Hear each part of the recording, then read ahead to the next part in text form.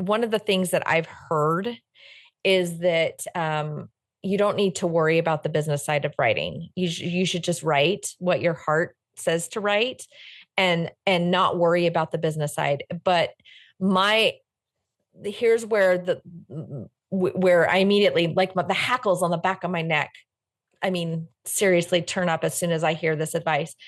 People tell you to write what you're passionate about. Write your passion. Be passionate about your writing. And I agree to a certain extent. The problem with this is that people will write what they're passionate about, but then there's always this, I want it to be on a bestseller list.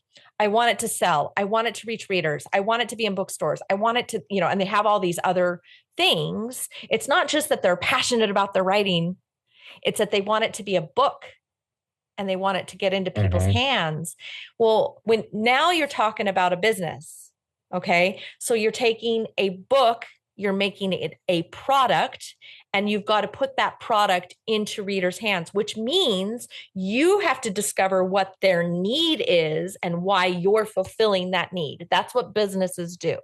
They take it, they find a need and they fill that need. And so if you're writing a story and you're like, I'm all about the passion, I'm all about the story is amazing and it's great, you're doing that. That's what you've got in your head. But then you kind of have to reverse engineer that and go back and say, okay, now who's going to be interested in this?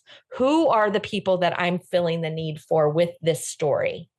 And so it's not just about passion, guys. It's not just about writing and getting your story out there. It is going to be about the business side of this. If you want those other things, if you want to put it in bookstores, get on bestseller lists, get it in a reader's hand, have somebody leave you a review that says this changed my life.